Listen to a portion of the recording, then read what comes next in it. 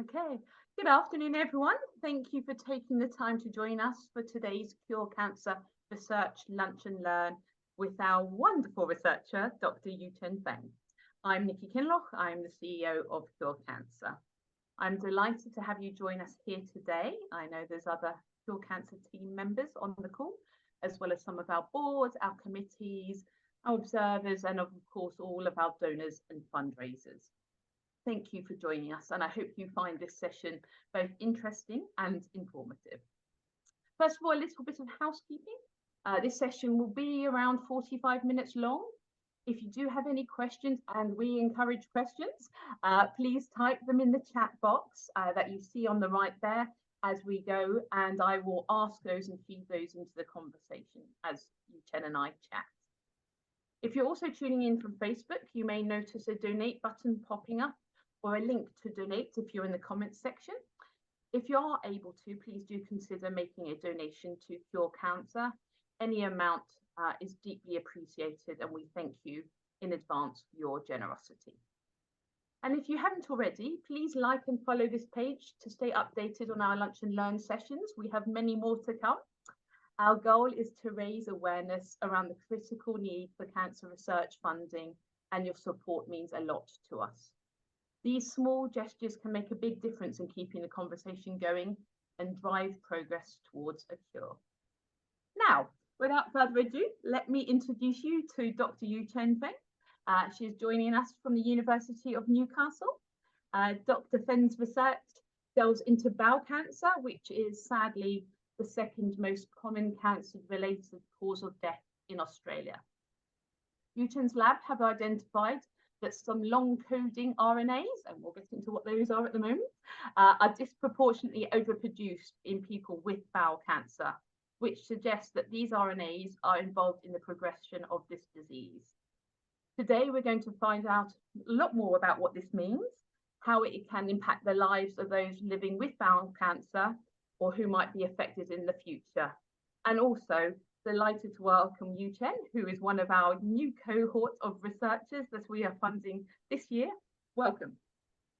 Thank you, Nikki. Thank you for inviting me here. Pleasure to have you. So obviously you're new to us and you're new to our community at Cure Cancer. We're going to start explaining a little bit about who you are, what your interests are, and then after that, what got you into cancer research. Thank you. Can you hear me well? Yes. Yeah, okay. Great. So my experience probably a little bit different from many of the researchers. I was actually trained as a doctor before I came here in China. I got my medicine degree in 2016, and after that in medicine, and then after that I came to Australia at the University of Newcastle to commence my PhD at the same year. And in 2021, I got my PhD degree and continue work in the same field at the University of Newcastle at the same lab. Yeah, so I started to divert my career from medicine to the research because of my start actually from my internship in hospital. So during that stage, because I start to see patients and get experience in hospital, I've seen how much people have been suffered because of cancer. And I start to know that cancer is so smart, actually, so different, because it's originated from the normal cell we have, and it changed all of a sudden without the controlled growth.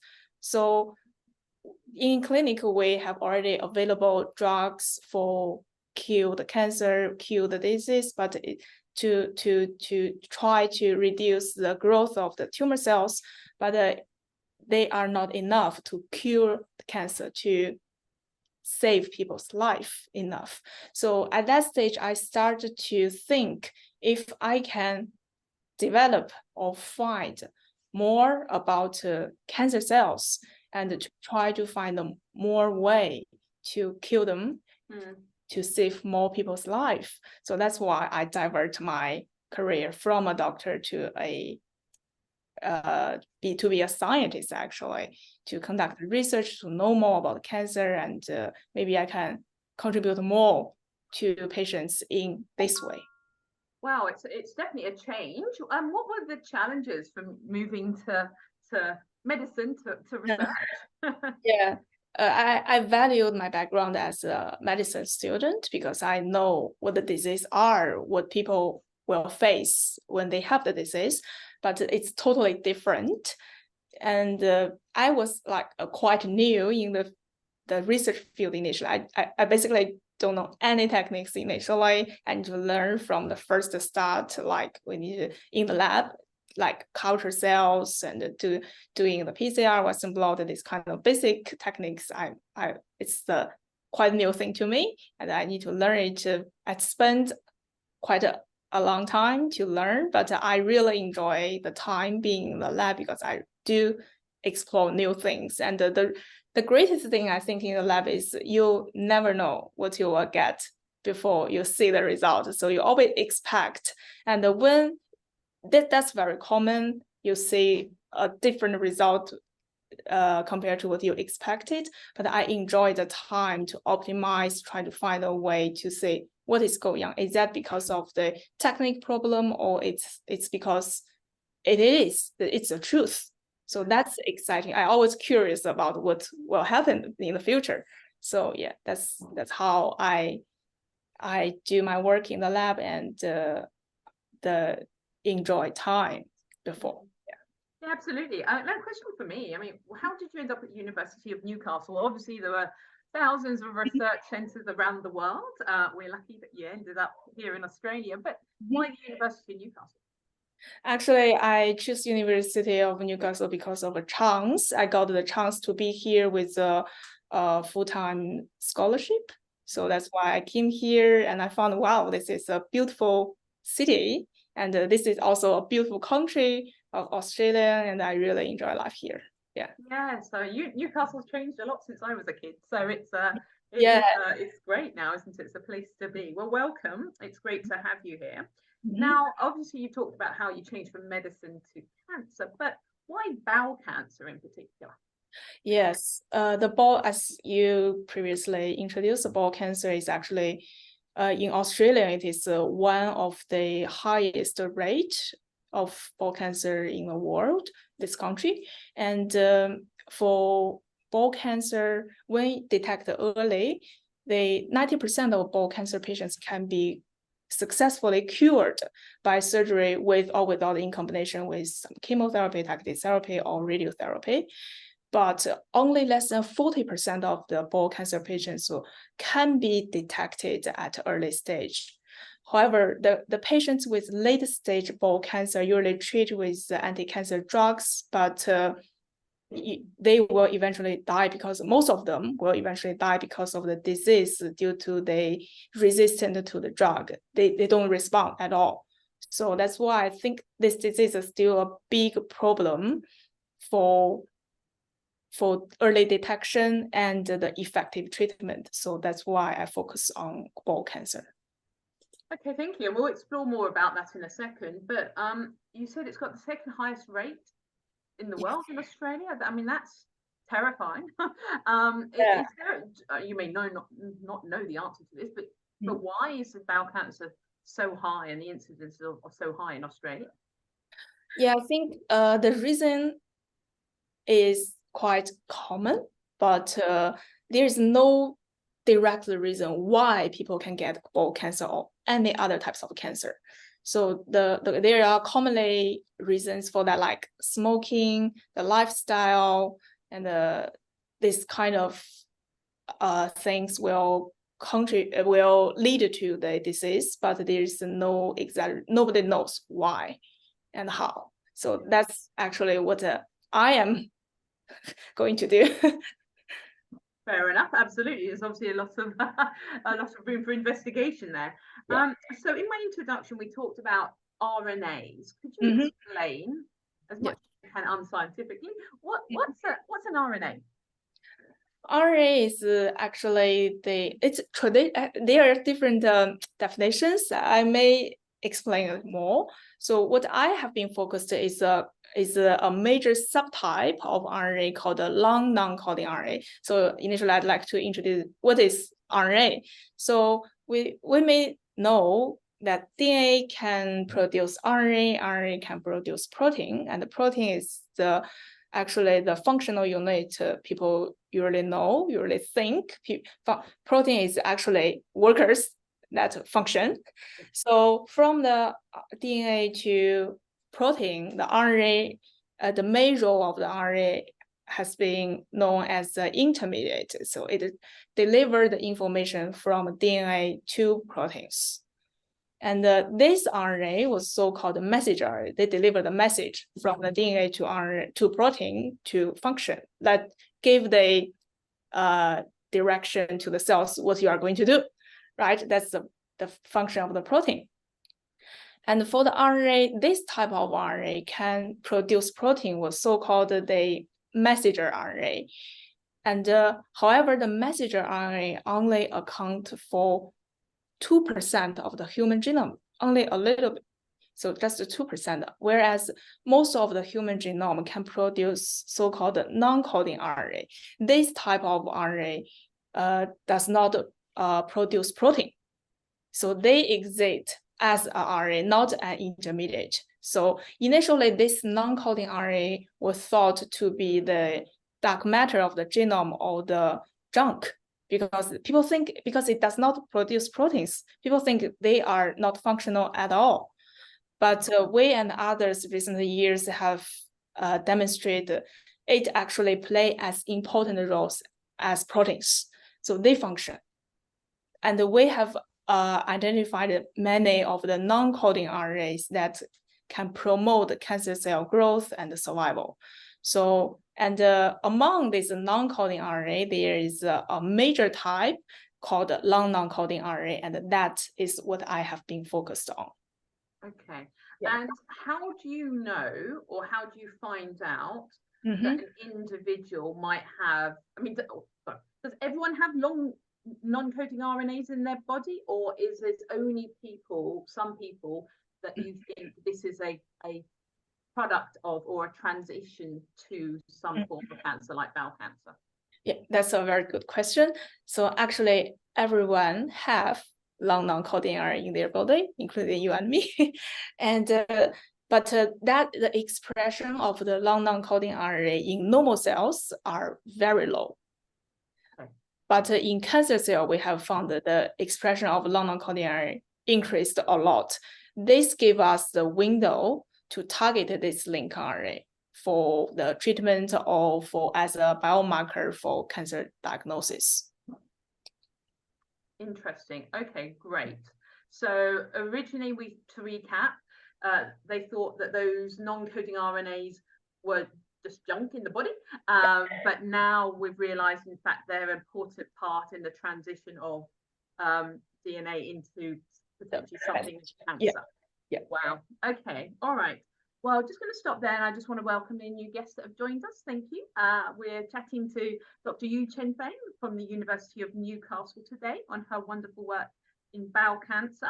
So, Yuchen, what's your day-to-day life look like?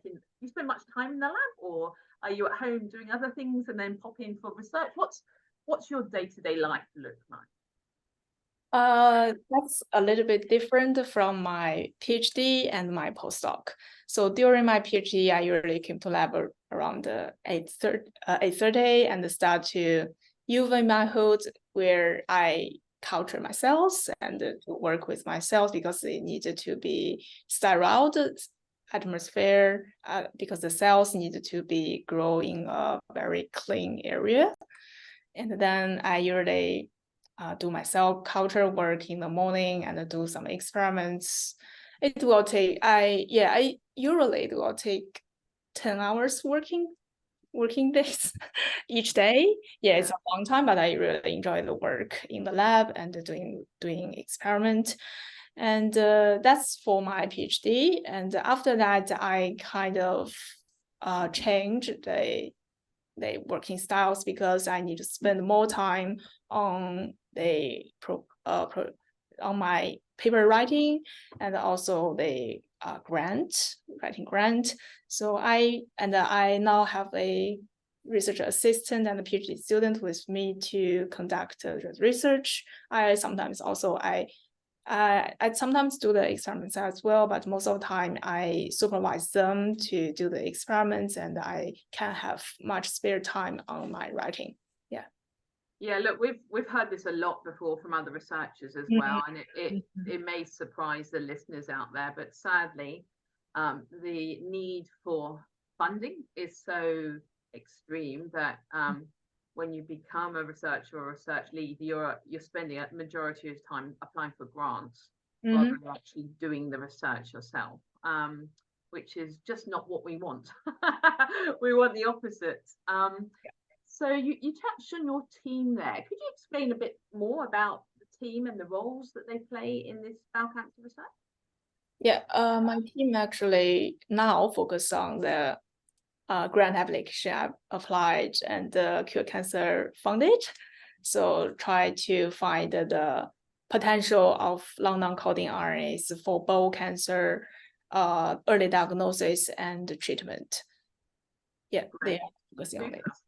Super, thank you. And we talked about why you jumped into bowel cancer, but what are the risks associated with it? Because you said 90% of people can be cured. How do you cure them? What type of treatment? And then also, what are those associated risks of that treatment? So for the 90% of people, cancer patients can be treated, can be like successfully treated because it can be detected, the disease can be detected early, only in that way. And this early detected bowel cancer patients usually treated with surgery to remove the tumor, with or without the combination of the chemotherapy, targeted therapy, or radiotherapy. But all these kind of anti-cancer treatment have different degree of the side effect. But for patients, but that only happens to less than 40% of the bowel cancer patients. And for patients with the late stage of bowel cancer, they usually be treated with anti-cancer drugs, similar the chemotherapy, radiotherapy, and the targeted therapy, and sometimes immune therapy as well. But all these treatments currently cannot meet what we need. Some of them can prolong the life of patients, but just in some cases, but the extension is not as what we expected. So that's why my key goal is to find a way to detect the cancer at early stage, as early as we can, and also find a new treatment to the bowel cancer patients. In that way, we wanted to reduce in a safer way, because just as I mentioned, the expression of the long non-coding RNA is extremely higher in cancer rather than in normal cells. So in that way, if we want to target the long non-coding RNA, it will have the minimum effect on the normal cells, because we know the side effect is usually because of the drug can also hurt the normal cells. And because we have this window, so we can reduce the side effect for the body. Yeah, and I mean, we hear that in other types of cancer as well. The problem is that the treatment is so invasive that you damage all the other surrounding cells at the same time.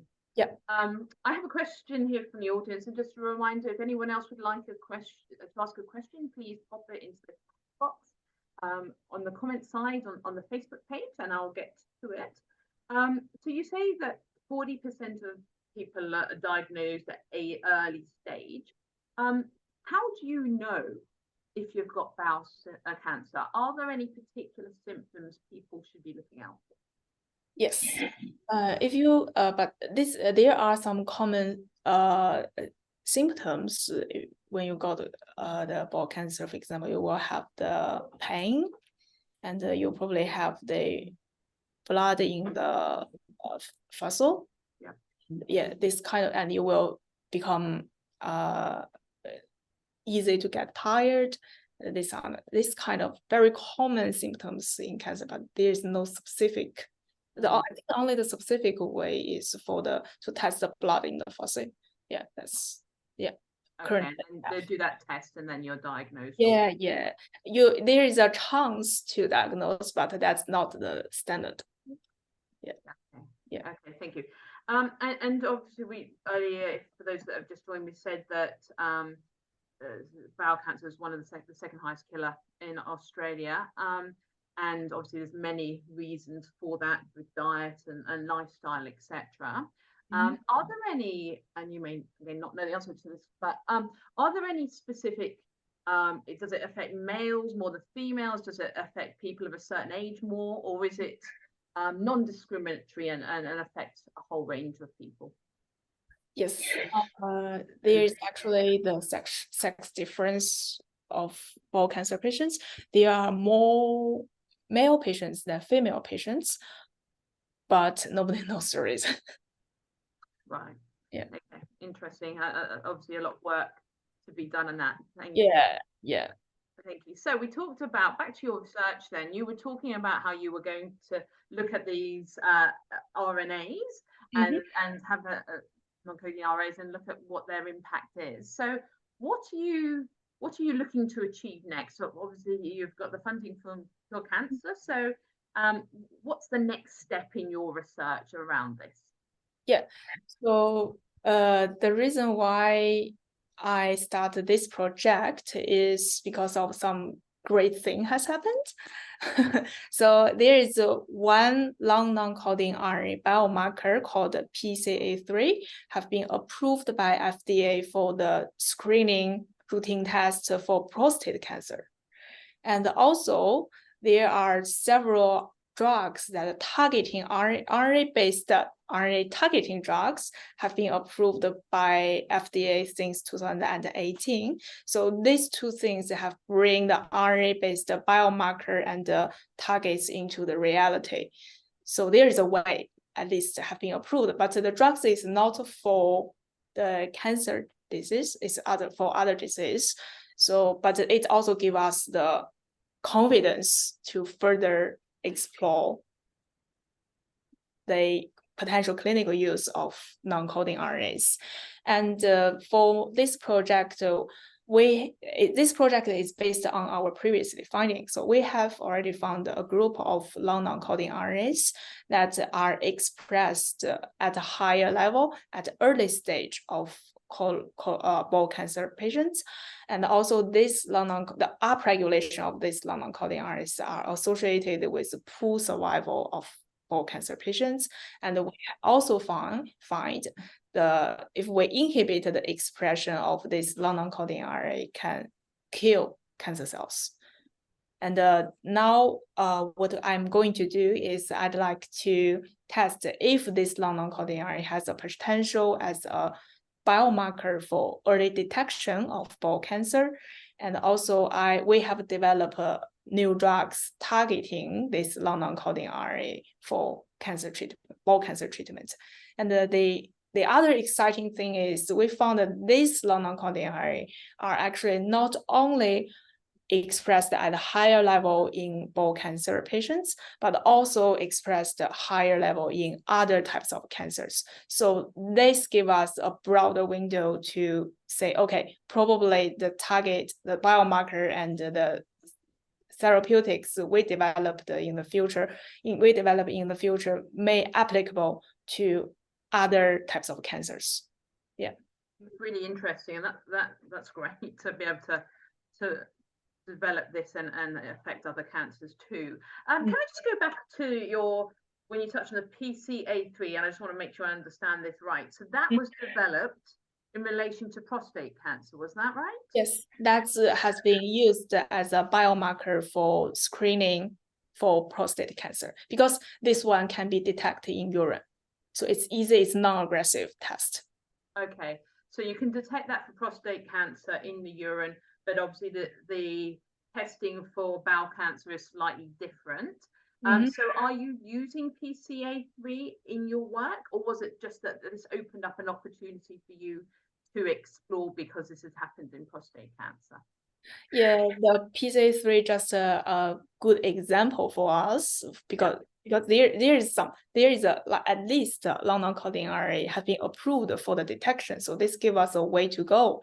And for us, because it's quite different, prostate cancer and the bowel cancer. And the other thing I'd like to mention is we will also test this link RNA expression in the serum, the blood serum of patients to see if, because this is also a not that aggressive way especially for the biomarker for early detection of bowel cancer. So that's the thing we also will do.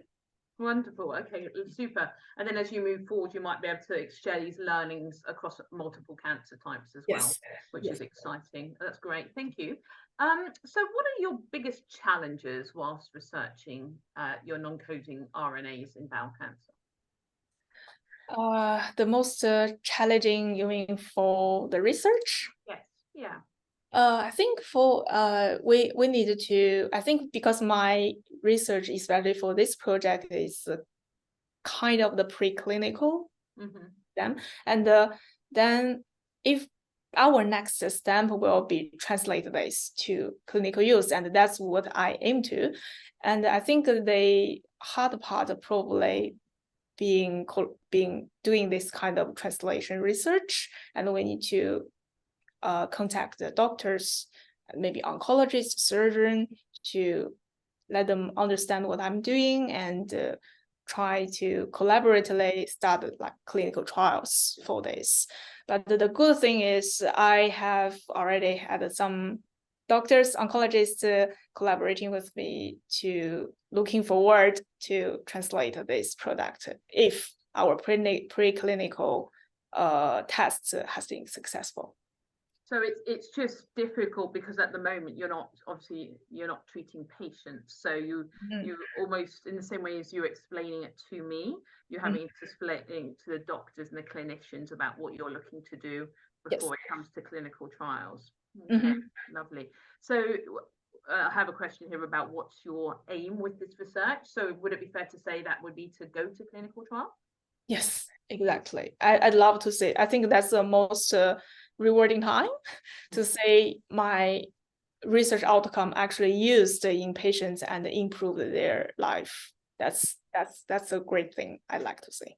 Yeah, absolutely. Here, we share your enthusiasm for that.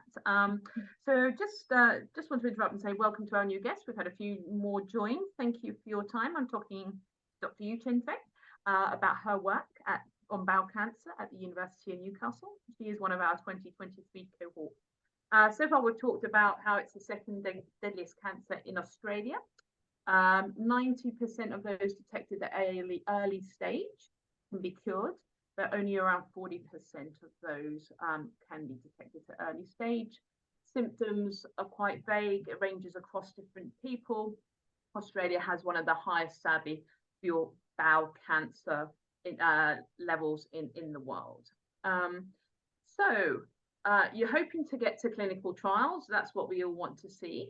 That's probably like asking how long's a piece of string.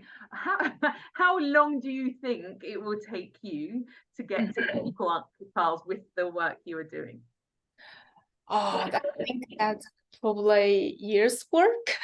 Initially, we need to, the first step will be the preclinical models need to be success.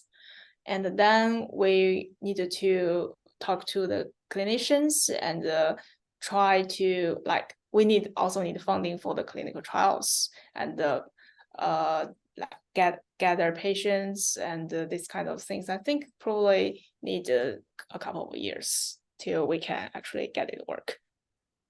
However, I know we talk about a couple of years, but the impact that this could have if the trials go ahead and work. And then also you talk about it potentially having an impact on other cancer types as well, which is phenomenal. So just want to talk really about the funding as well. So we have touched on the challenge of particularly ECRs obtaining funding. Have you found that throughout your career as well, that it's been difficult to get funding for your research?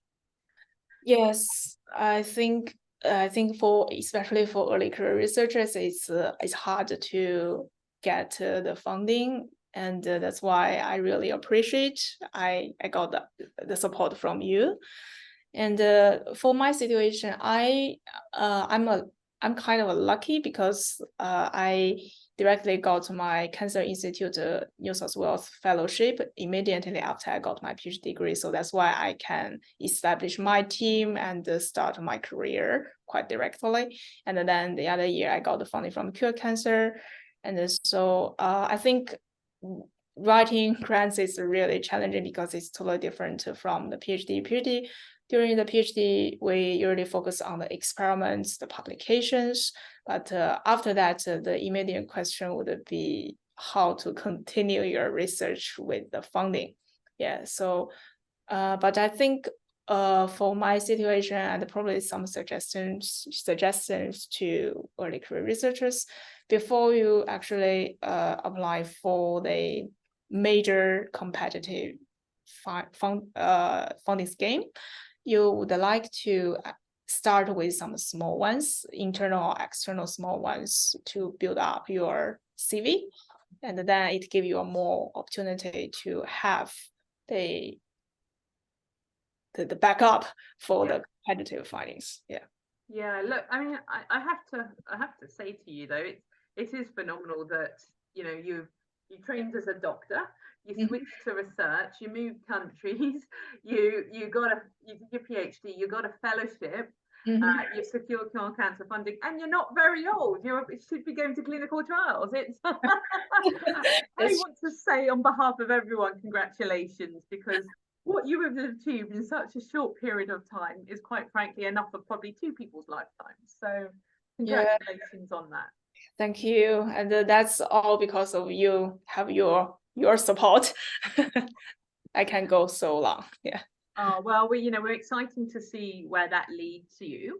Now, obviously, we support a whole cohort this year, but I think we're up to 545 or 46 researchers that we have funded in total. Have you had the chance yet to work with any of the other researchers that we have funded? Yes. The Dr. Shafiq and Heather are my colleague. We actually work in the same building. They are upstairs right now, and we usually exchange the knowledge and talk our projects and see if we can help each other very frequently. Yeah. Yeah, and for those of you who don't know who Shafiq is, Shafiq studies endometrial cancer, and Heather studies AML, which is a very deadly repeat form of leukemia. So it's great that we're actually funding all 3 of you from the same university all at once. So it does, and something we're very proud of. Even researchers that have never been at the same unis or research institutes have come across each other at our events, and we definitely encourage them to collaborate and work together. It's more of a family, and we find that by sharing ideas, you get much further than keeping them to yourselves. Yeah. Thank you so much for involving me in the family. It's our pleasure. It's absolute pleasure on our behalf. So obviously this month is Women's History Month. And we've touched on it a lot. You're originally from China. I spent a lot of time living in Hong Kong and Singapore, and I know how important STEM subjects are in those countries. It appears to be less so here in Australia as well. From your experience, do you think women's participation in STEM has been easy for you to go through your career, or have you had some challenges along the way? I actually didn't see too much difference between male and female, and I think it's equal. You really need to work hard. That's the key. Keep work hard and consistency with your research. Yeah. I don't think you could have put that any more beautifully. Just work hard. a great synopsis. You need to enjoy your work, and you need to work hard to get your research career moving forward. Yeah. Absolutely. Well, I've just got a couple more questions for Dr. Feng. So if any of you wanted to add some more to the chat, please do so before we wrap up. So what, as a researcher, do you find are the most rewarding aspects of your job?